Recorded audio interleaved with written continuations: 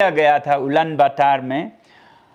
बाहर -40 डिग्री था और मेरे होटल के अंदर मैं सो नहीं पाया रात भर। ठंड से नहीं, बल्कि इसलिए कि उन्होंने 27 डिग्री कर रखा था। शायद वो ये जताना चाहते थे कि हम आपकी कितनी कद्र करते हैं।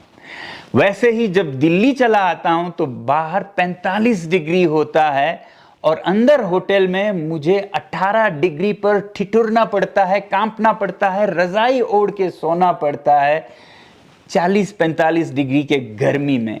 और ऑफिसेज में हमें 3-3 पीस के सूट पहन के आना पड़ता है क्योंकि इतनी ठंड होती है। यही मूवी थिएटर्स में भी होता है, यही रेलगाड़ियों में, एसी बसों में आप देखेंगे आपको शॉल पहन के जाना पड़ता है। तो ये जब हम अय्याशियां जारी रखेंगे तो इस पृथ्वी का बचना बहुत मुश्किल है, क्योंकि हम ज़रूरत के लिए नहीं, लालच और अय्याशी के लिए इस पृथ्वी के साधनों को धुएं में उड़ाए जा रहे हैं। तो इस तरह हालांकि मनुष्य चाहे वो जिस देश में भी हो, अपने धन दौलत और दिखावे के लिए बहुत से साधन ज़ाया करते हैं और साथ ही में बहुत प्रदूषण और हानि करते हैं पृथ्वी का भी। मगर असल में इसके पीछे एक विज्ञान है, साइंस है, जिसको अगर हम समझें तो इन दिखावों से दूर हम खुद भी खुश रह पाएंगे और पृथ्वी को भी खुश रख पाएंगे। साइंस क्या है? दरअसल दुनिया के अलग अलग प्रदेशों में लोग किसी एक तापमान पर बहुत आराम महसूस करते हैं।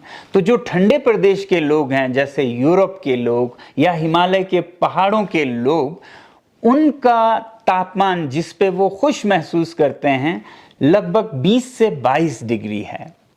और इसे एक अध्ययन के जरिए देखा जाता है जिसे थर्मल कंफर्ट स्टडीज कहते हैं। तो पहाड़ों और ठंडे प्रदेशों में थर्मल कंफर्ट है 20 से 22 डिग्री।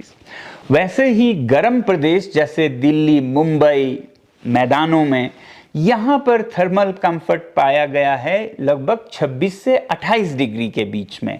यानी कि इस तापमान में आप बिना किसी एयर कंडीशनर के, पंखे के या हीटर के आराम महसूस कर सकते हैं। तो थर्मल कंफर्ट अलग अलग है।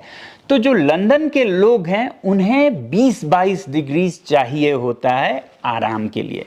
अब दिल्ली के लोग जिनको 26-28 पे आराम महसूस होता है, वो भी लंदन की नकल करते हुए अपने ऑफिसेस को 20 पे रखने लगे या फिर घरों को 20 पे रखने लगे, फिर ठिठुरते हुए रजाई में सोएं, और वो भी तब जब बाहर 40 डिग्री हो। तो आप इसे क्या कह सकते हैं? पागलपन ही कह सकते हैं ना। तो पागलपन नहीं, हमें